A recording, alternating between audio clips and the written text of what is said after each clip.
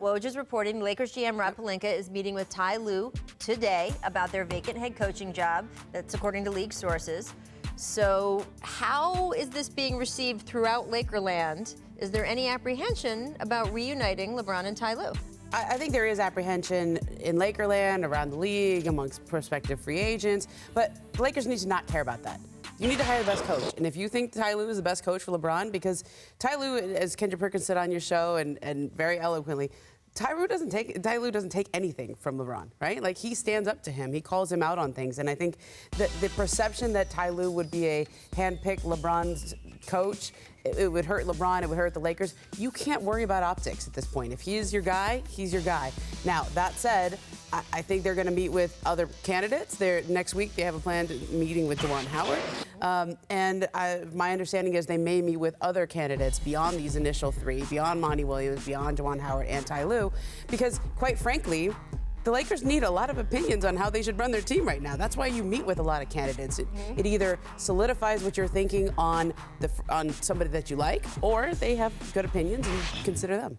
I think we have a photo here, right? I don't think everyone realizes the connection Juwan Howard has to Rob Pelinka. Oh, my goodness. goodness. Michigan team photo. Oh, my goodness. Juwan, Rob.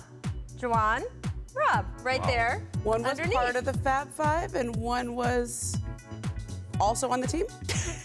Rob was part of the Fab Five, huh? Now. Scottie, it is interesting because, look, I covered Tyronn Lue and LeBron in Cleveland, and there is no doubt that Ty had a great touch for making other guys on the team understand that things run through LeBron James. He definitely set things up the way LeBron was most comfortable, but also did stand up to LeBron. He challenged him so memorably at halftime of Game 7 of the finals they won. You experienced that with Phil Jackson, not being afraid to challenge you or Michael Jordan, even though you guys were the biggest stars going in basketball. I like the decision with Tyronn Lue. I like the familiarity with him and LeBron. But for me, it's really not about the coaching for the Lakers. For me, it's about them getting the right personnel.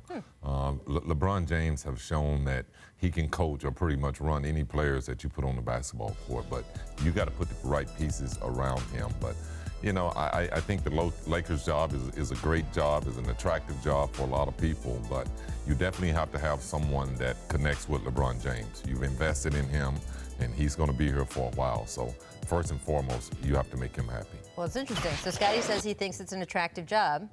You've been saying this week that you've been hearing otherwise to say. Yeah, I mean, I think the time to pile on the Lakers is obviously here, right? I mean, and at this stage, it seems like an organization where you don't know what direction they're going, who your boss is going to be, if they're going to hire somebody for basketball operations. Right now, everything I'm hearing is that they're not, that Rob Pelinka is leading the search, that he will be their main decision maker here. They are obviously still evaluating what they're doing organizationally moving forward, but you know, I know that all this stuff flies around there because people just, quite frankly, can't believe they won't hire somebody above Rob Pelinka, that he would be the guy doing it. But everything I'm told right now is that Rob Pelinka is the guy doing it, and if anything changes, then that would be a change in the current thinking. A shift in the current thinking, that if there's people wanting some white knight to ride in on his horse, the barn doors aren't even open for that. It feels like people trying to speak it into being, right? With the other white knight riding in to save them. It feels right now they are moving forward with Rob Pelinka leading this search. I mean, we've got this bar. What's at stake for the Lakers? And obviously, as Scottie points out, so much is at stake because they've got to woo someone in the free agent market to try to come help this team, or make a really smart trade, which also takes an experienced hand in the front office. What are these coaches who are interviewing for these jobs being told by their peers about what they should expect with the Lakers and whether it's a good job or not? Look, I think if you are a coach and you interview for every job, it's what organization am I joining? Is the person hiring me going to be the person I'm riding with? Do I have faith in the ownership? Do I have faith in the person who's making the personnel decisions? There's got to be a good level of trust between the next coach and the front office, because there wasn't before, right? And that was one of the main problems going forward with Luke Walton, because he wasn't hired by Magic Johnson or Rob Pelinka, and you could feel the tension between the front office and coaching staff the entire time he was there. So Scottie, you see Jeannie Buss on the screen. What would your advice be for Jeannie Buss as they go forward here?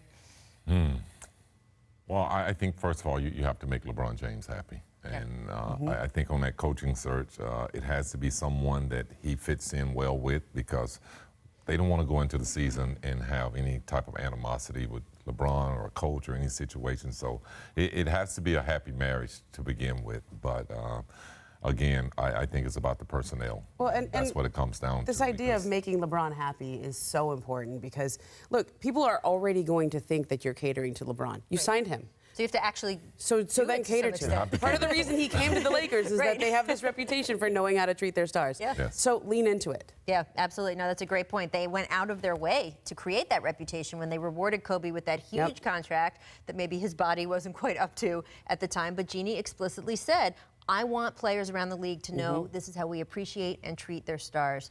Scottie, you know from your experience in Chicago, it doesn't always work out that way. So it's a statement when a team goes and does that for a player. And as you say, why not lean into it now? Use your advantage.